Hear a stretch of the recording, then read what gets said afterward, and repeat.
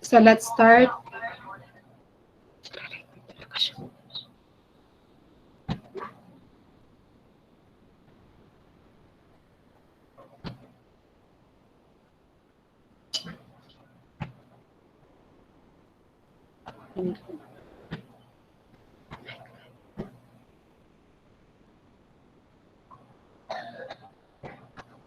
So good evening, 3A. Oh, meron ba akong kausap? Hindi na ba?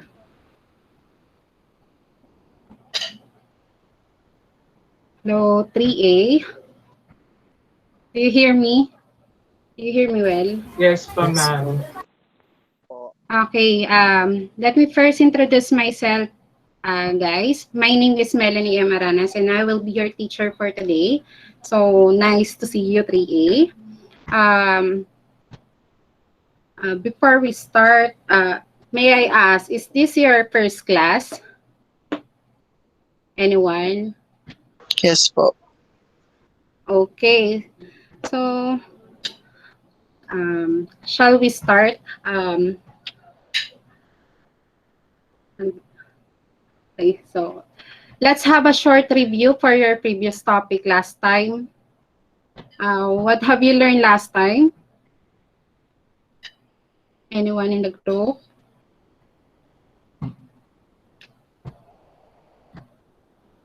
Hello, 3A. We learned about dangling modifiers and the rules in subject-verb agreement. Okay, what is all about? What is modifiers and dangling?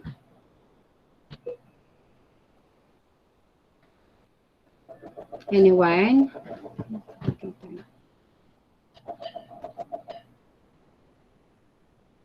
Oh, I see. Anyone?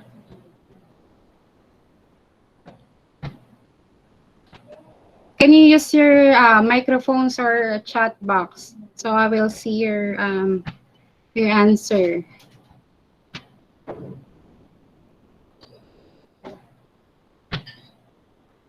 Don't be shy, 3A. Okay. John Patrick. Yes, ma'am. What would I share is all about the daggling modifier. So, according to my understanding, when it comes to daggling modifier, these are the words or some phrases that modifies a word that's not that kind of clearly not kind of clearly stated in a particular sentences po. Then when it comes naman po sa subject verb agreement, we will talk about the different rules about the how a particular construction of sentences and what are the rules about grammar po. Yun po. Okay, thank you. That's right. And how about the others? Can you give me some example? Sir Nelson, yes? Do you want to answer? What I have understand about the dangling modifiers when Ma'am Diane discussed last uh, last yesterday. Oh yes, dangling modifiers is in example of the sentence when the sentence is not correct. There is a missing phrase that you need to be added in order for the sentence will be correct. Okay, thank you. What about an example? Do you have any example for that? Can you share with the class? Example.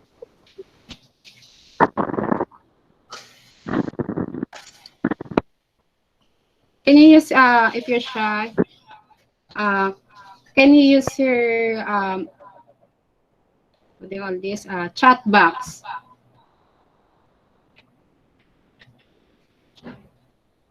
Can you give me some example? Hmm. If you don't have, can we proceed in our discussion for today? It's all right for you. Anyone? Hi, don't be afraid. Okay, so I think it's okay for now. So let's proceed in our discussion. I prepared here some sentence, and the direction is I want you to choose the correct one. Okay? Do you understand? Yes. Yes, ma'am. Yes, Okay. ma'am. Okay. I want you to number your comment box 1 to 3. Then after you answering, that's the time that you will send your answer in our chat box. Then after that, we will check it. Okay. So this is the direction. Choose the correct one. Uh, uh, just put A or B. Okay, in each number. So A, Mary enjoys walking, hiking, and to Boulder. B, Mary enjoy walking, hiking, and bouldering. Just choose your, just choose the correct one. Are you done here?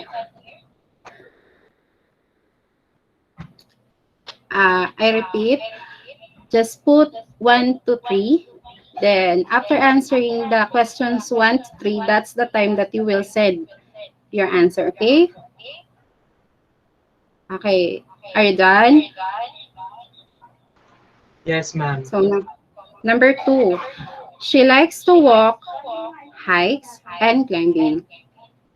Letter B, she likes to walk, to hike, and to climb. Are you done, class? Yes po. Okay, so I will turn it. Next, anyone who wants to read?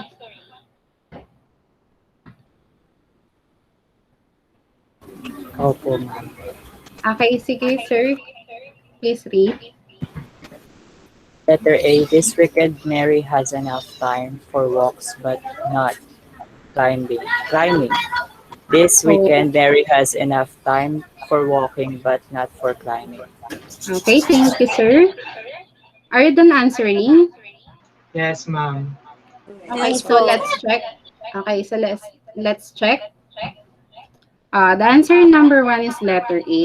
Mary enjoy walking, hiking, and bouldering. Letter B. Sorry, in number 2, letter B, she likes to walk, to hike, and to climb. And answer in number 3, letter B also. This weekend, Mary has enough time for walking but not for climbing. Okay, who got the high score? Po. Yes? Yung number 1 po, B po yung choices na lahat po is consistent na ing. Wait, I will check. ING. Number 1. I'm sorry. So, disregard this, um, just only two, two question only. Just regard this number 1, okay? I'm sorry for my mistake. It's okay, ma'am. Okay, who got 2 points?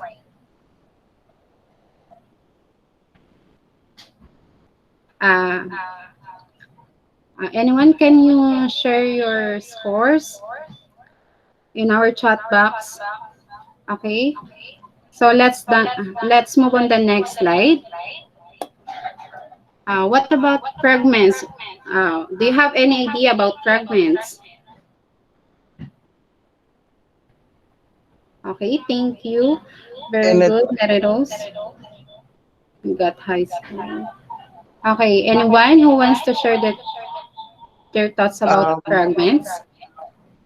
in my idea, fragments are clauses I cannot consider or cannot stand as a complete sentence Y- because there's no, for example, there's no elements of a sentence, there's no sample, there's no subject or verb. Yes, that's right, Mr. Mark Jason, right? Yeah. So let's proceed in the definition of fragments. So Fragments is an incomplete sentence. It begins with a capital letter and ends with a period, but will not include the three necessary components of the sentence, which are, can you give me some components of a sentence? Anyone in the class? Subject. Yes, very good. Oh, what is subject? Miss Mia, right? The person, things, or place that is being taught in the sentence. Okay, thank you. Anyone? Uh, can you give me some? Me, ma'am. Okay, Sir Patrick. A verb. Yes, thank you. What is verb? These are those action words in a sentence po. Yes, thank you. I think we can proceed. So all of your answers are correct. The three necessary components of a sentence are verb, subject, and a complete thought. So in every sentence, you must pass these three requirements before you call it a sentence. Okay. So let's proceed in some examples. So sentence fragments like fragments, it's usually missing one or more or three components. Uh, a subject, a predicate, and a complete thought. So it's fragments is a lacking of essential elements in a sentence, uh, such as missing of a subject or missing a predicate or a thought. Okay, so let's proceed in the example. Missing subject. Here you may see under the bed is the example of a fragments. Then you make it's lacking of one of essential elements of a sentence, which is the subject. So here you may see that uh, I put the toy as a subject to complete the thought of the sentence or to complete the sentence. So the boy was under the bed is also a complete sentence because uh, of the subject, and there's predicate here. So it's all clear to you, class.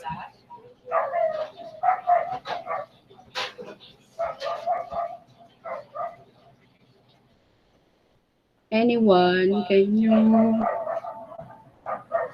So, do you have any question? I will proceed in the next slide. If you want, there's no question. So I will proceed.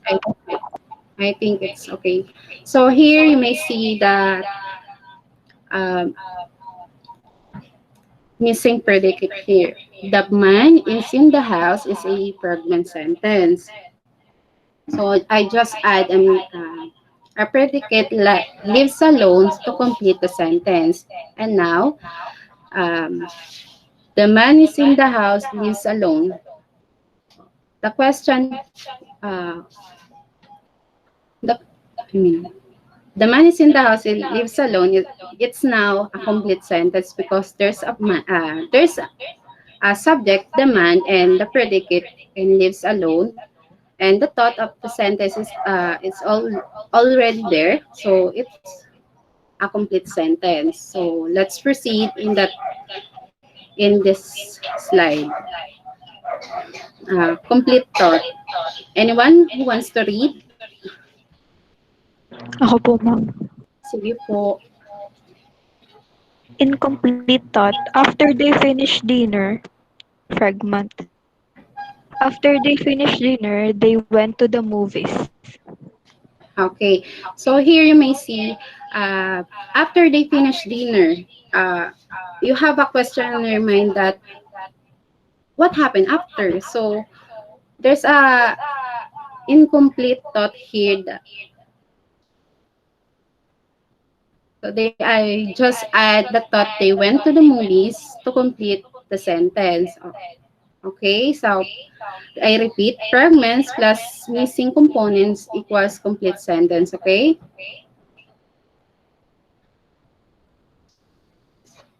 Okay to you, class? Do you understand? Yes, ma'am. Okay, so thank you for those person who answer. Let's proceed in short activity, I think. So I want you to number again your comment box 1 to 10, and the direction is just write S if the given sentence was correct, and then F if it is a fragment. Okay, and you may start.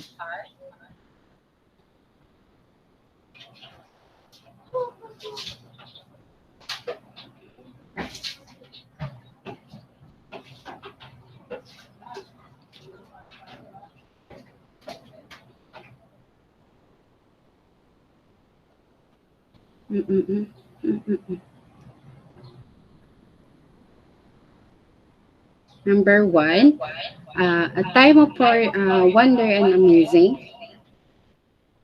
Number 2,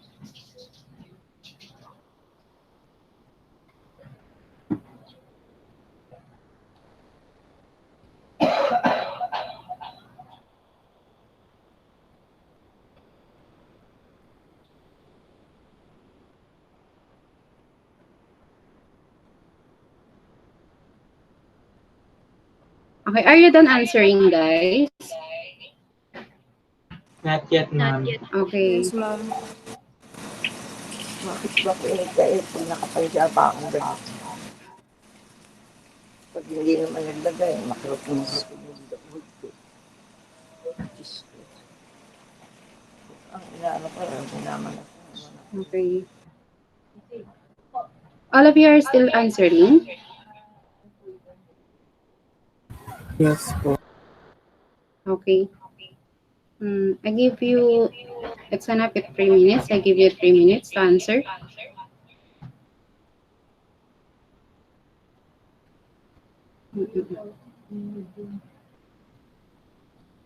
Okay, thank you, Mia. You're done.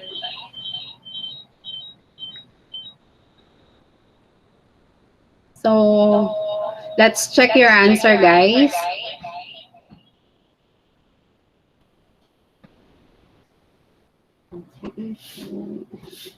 Oh, sorry. Okay.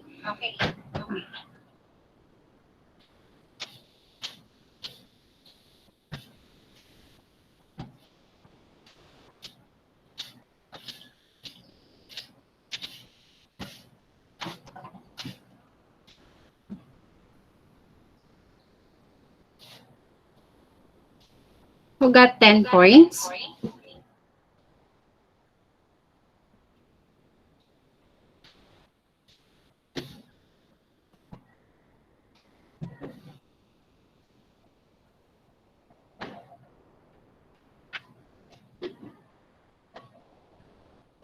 Okay, and the answer number 1 is F.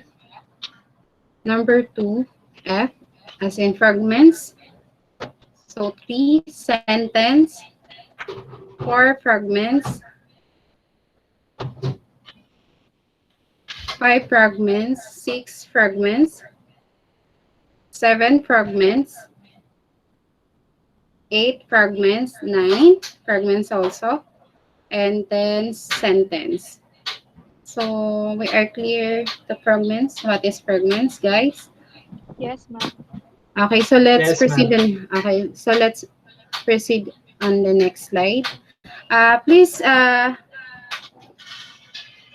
send your scores to our chat box, okay? Don't forget it. So let's proceed in parallel structure. What comes in your mind when you heard when you see the two lines here? Anyone? What comes in your mind about parallel lines? Ma'am, ako. Okay. Parallel structure or parallel lines is the repetition of a chosen grammatical form within a sentence.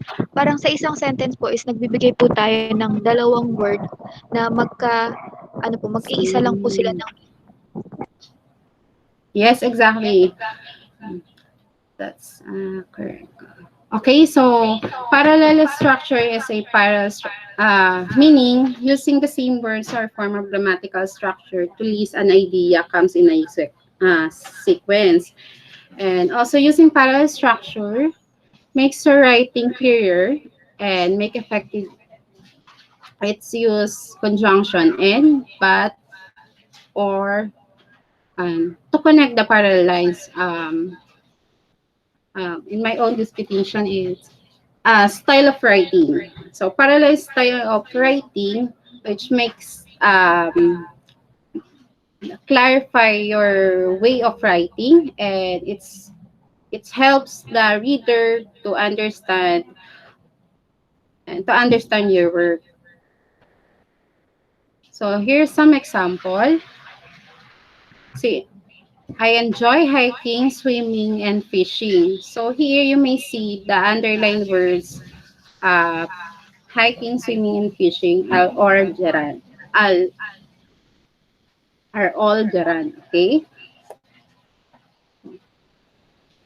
Hiking endings with ing, same as the others. It's all gerund, so we considered it a parallel structure.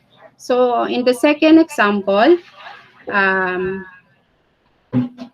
uh, I have a question. So what are those things that we're looking at in this given example in number 2? Anyone?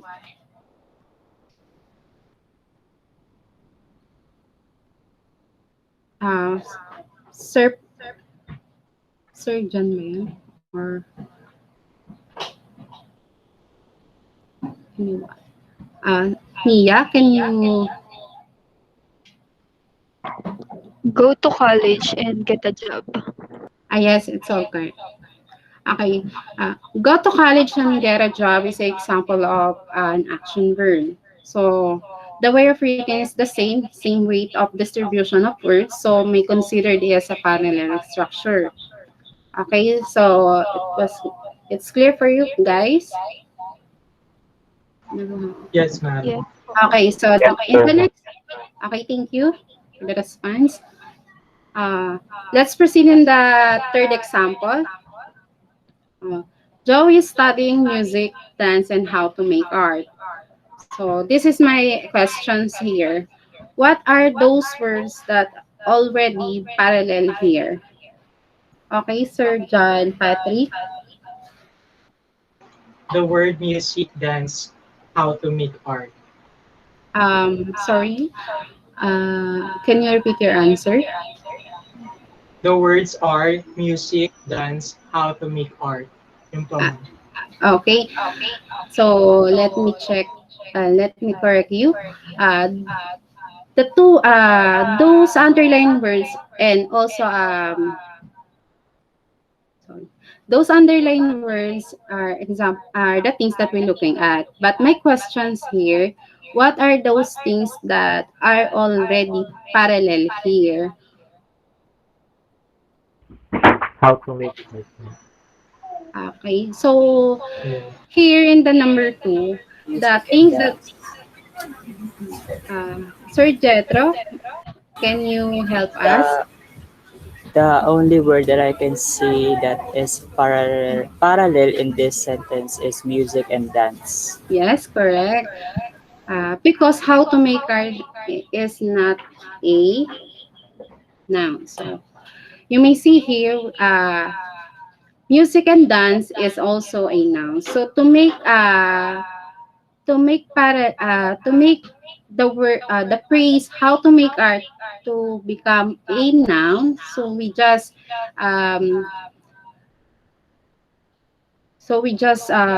change it to noun form, which is just erase the word make how to make, then just left the word art, so it's considered a noun, and now they are all parallel to each other. So Joey is studying music, dance, and art because it's all parallel.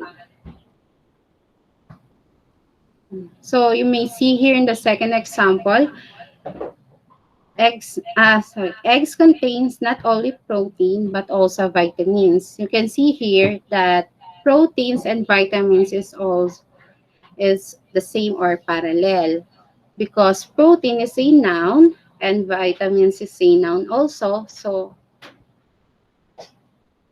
this given example is parallel structure. So let's proceed in the fifth example.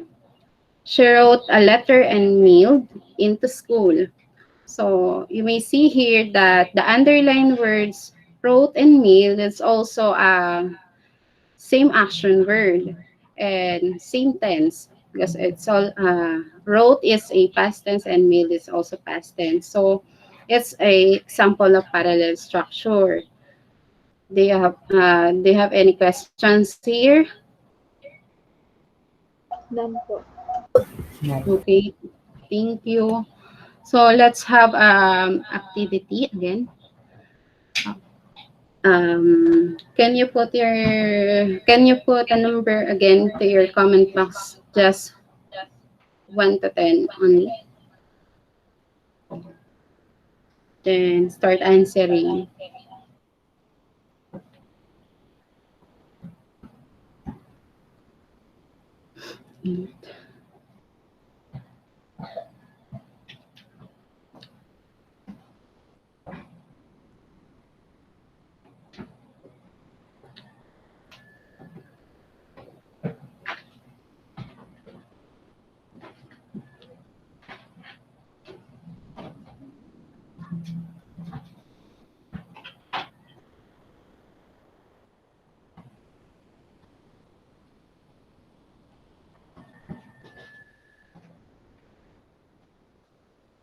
Okay, the direction in here, just write P if the sentence is parallel or example of parallel structure, then F if it is fragments.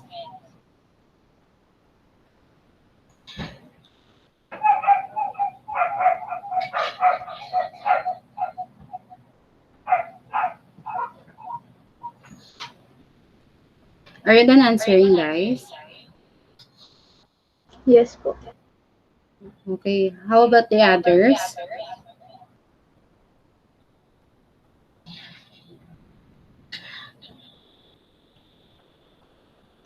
Done na po, ma'am. Okay, thank you. So let's check your answer, huh? So the answer in number 1, F, P, parallel. Number 4, parallel or P.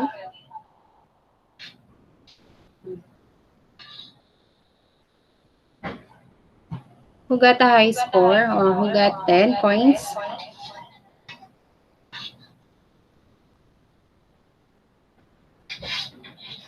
Okay, very good, Ayla. Yes, Ma'am Mia. Uh, very good. So I think we all clear about parallel.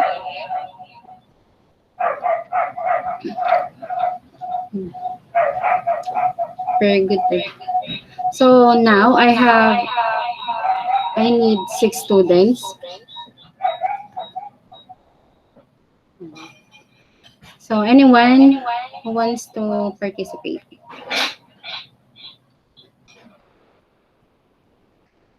I need six students here who wants to try. I will send the link to your chat box, okay? Mm-mm-mm.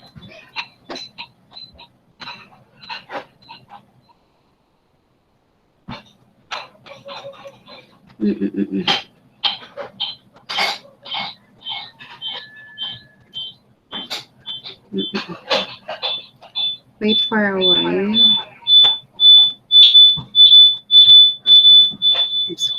Oh my God.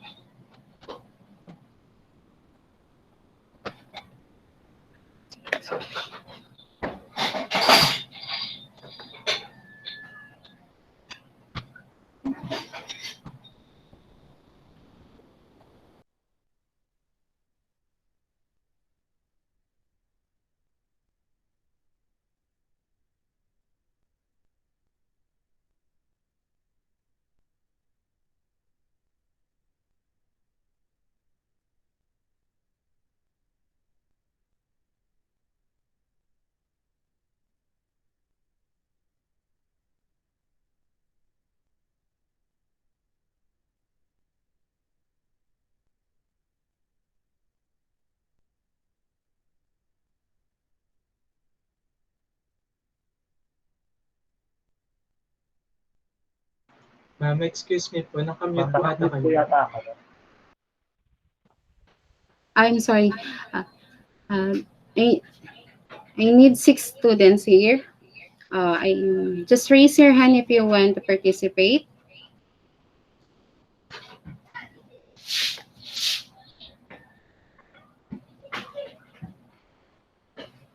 Send the link in our chat box, and this is the mechanics.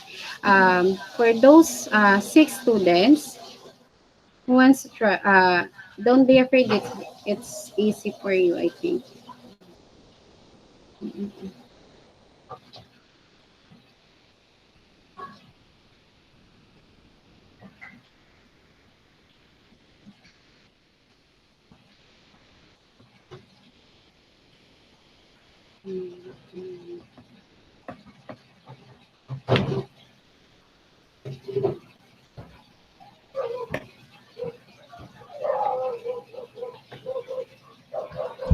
Mag-start po po Sorry. ba? Wait.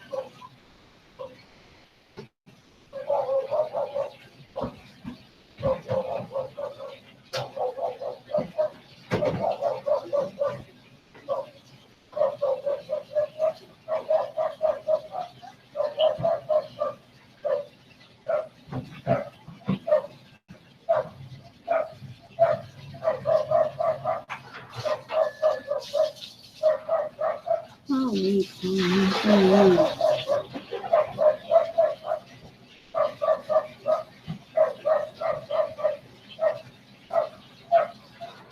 Hello.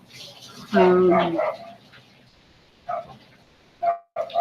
so the first 3 students, I repeat, I need 6 students. For the first 3 students, will answer the first activity, which is I'll send in your chat box. Then then the second.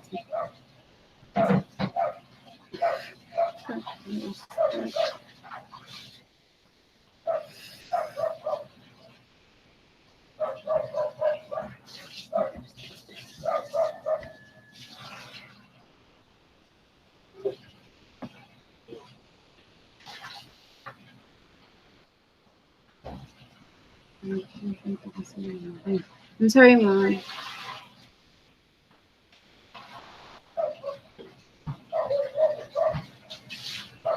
Okay, I'm sorry, students. So here you may see a Jamboard game.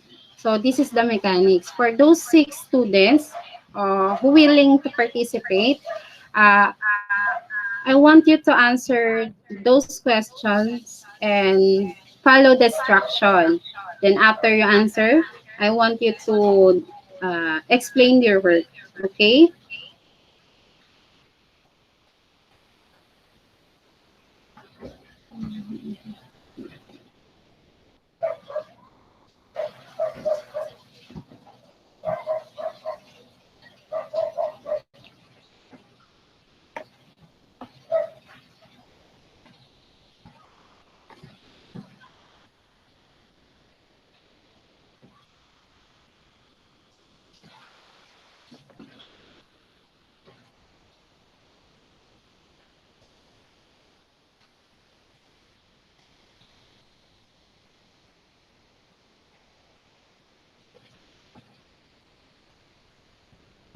Okay, here.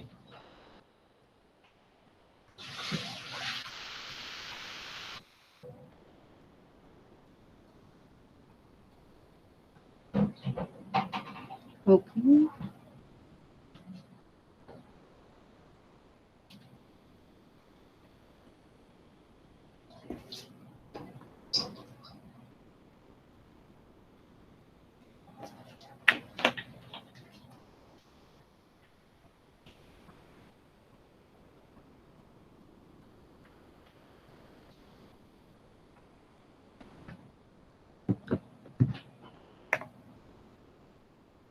Okay.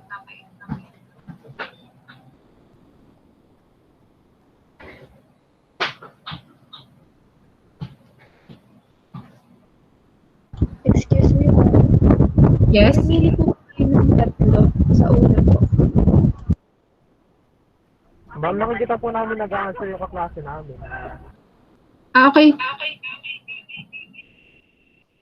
I think who's those six to wants to participate?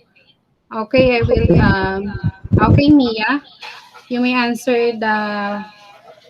You may go to the first set of questions. How about the others? How about the others? Okay, Mia.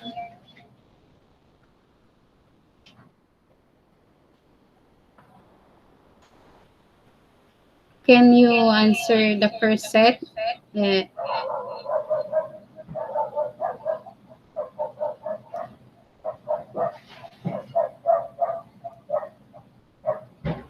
I think it's difficult for you to answer. I want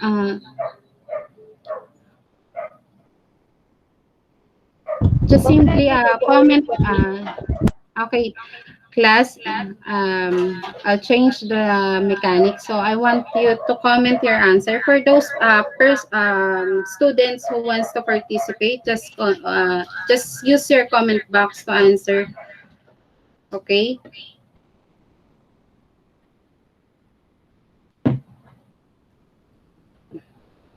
Okay, Mia, Palti.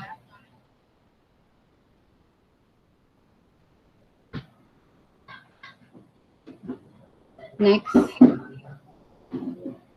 wants to answer in number 2? Can you use your microphones if you want to answer? Parallel structure. Para structure, ma'am. Parallel. Okay, in parallel. Okay. I'll put parallel. Number 3.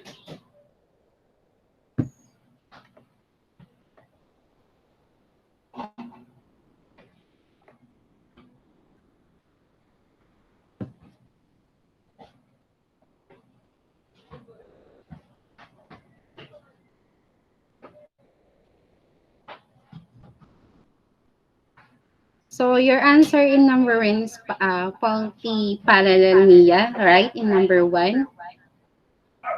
Yes po. How about the others? What your who student who answer in number 2? Okay, Mark Jason. Can you answer number 2? Number 2 is parallel structure. Okay. Well, okay. And number 3?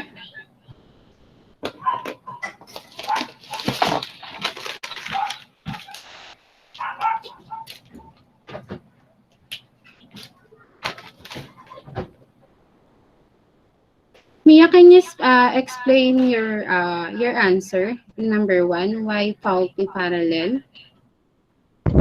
Ano po, it should be a poetry lang po, hindi a book of poetry kasi example po yun ng literature yung essay, poetry, and short story. Okay. Who answer in number 2?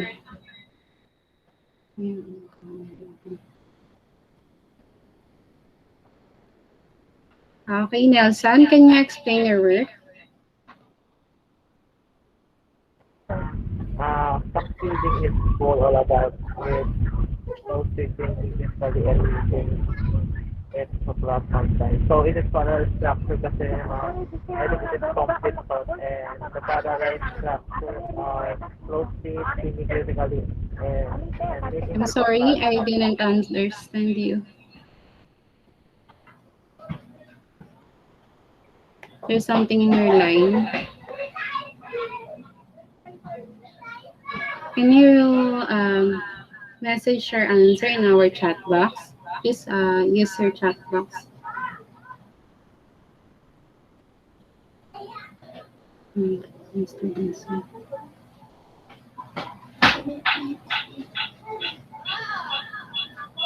Parallel structures.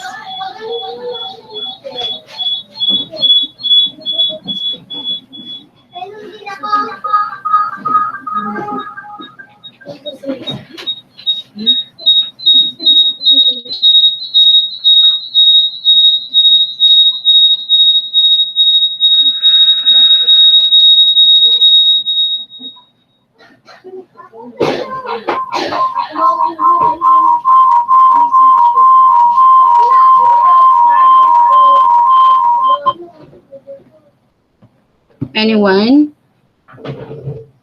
How about the others? Yeah.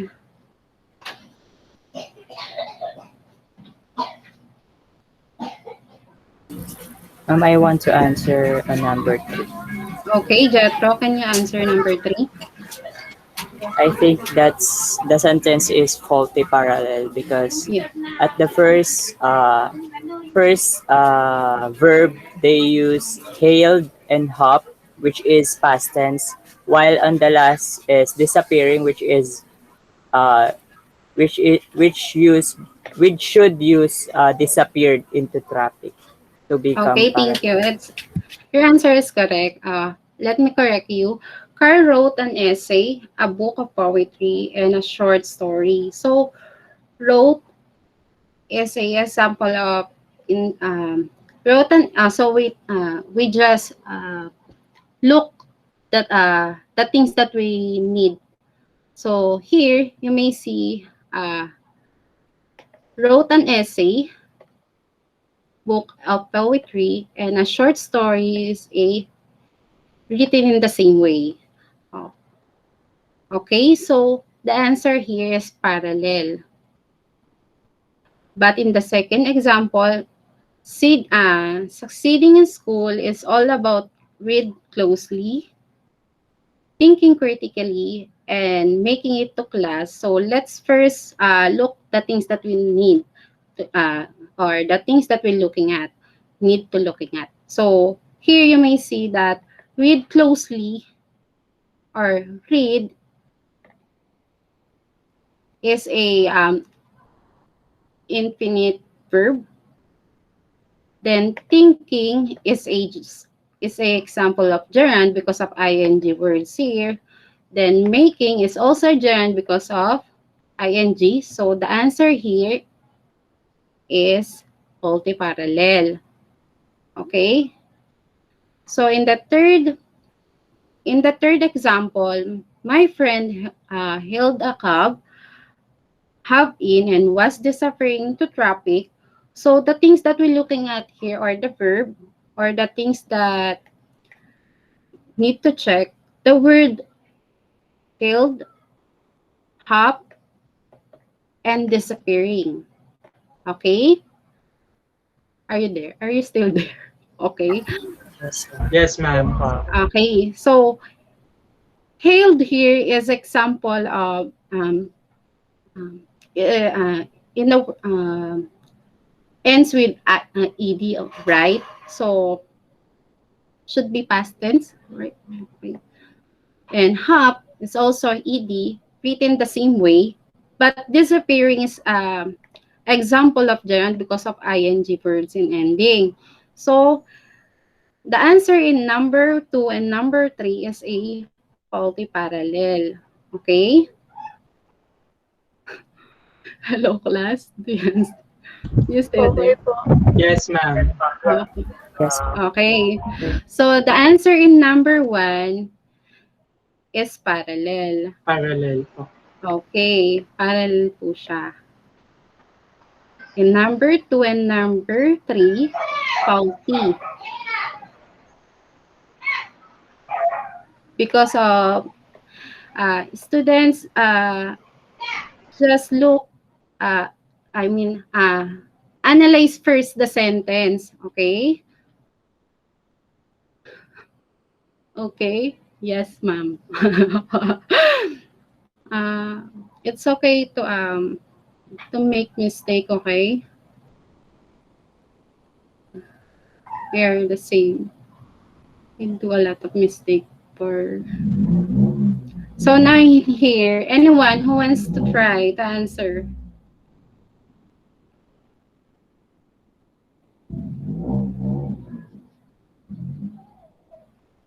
Anyone? Number one is complete sentence.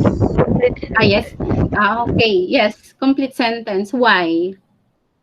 Because there is a subject, a verb, Subject and a verb Okay. and also object. Okay, thank you. Your answer is correct here. Miss Mr. Jones is a subject and had a picnic is a predicate. And this is example of a sentence because there's a complete thought. The three components are here in that given example. So in number two, who wants to try to answer? Fragments po, ma'am. Okay. Hey, baby, what? Who's that? Okay, yes, Fragment Mia. po. Fragments. Uh, it's example of a fragment sentence. Why? There is no subject There is no in subject. the Sorry. Yes. Oh, there's a question. Who plays the flute? Very well. So the answer yes. here, yeah, okay. So the answer here is um, the answer in number one is a sentence. The second number is fragments. Yes, your answer is all correct because there's no subject here. In the third one, Fragment po. Fragments. why? Because it's just a Wala pong subject. subject. Okay, correct. Your answer. Okay, because yes, fragments. Because there's no predicate here. Okay, the cute kittens is example of a subject. Okay, do you understand? So now, as a evaluation, I want you to answer this link that I'll give to you or that I'll send in your chat box. Just give me a few seconds.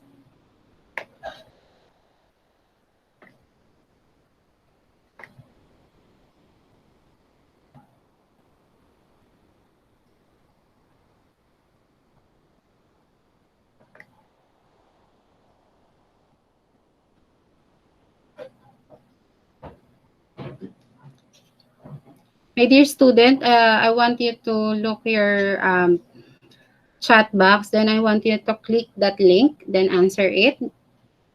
I give you 10 minutes. Maybe it's enough to answer. Hey, students. You still there? Yes po. Okay. Please answer Um, the I Google. guess answering that documents, some of us might experience difficulty on answering that because some of Okay. us just using phone po. Okay. Baka So, po how ma-disconnect can I po help sila. them? How can I help them, Mr. Jetro? I suggest po siguro ma'am na yung quiz po ay isend po sa GC or sa classroom para po lahat po ay makapagsagot ng ano po. Tas bigyan nyo na lang po ng time duration kung anong oras Okay. po dapat matapos. Okay. Okay, I will do that later. So, for those student who can answer it now, I give you time to answer it. Then, after our class, I will send it to your GC. Okay? It's fine for you, to all of you. Yes, ma'am. Yes, Okay. ma'am. Okay, thank you.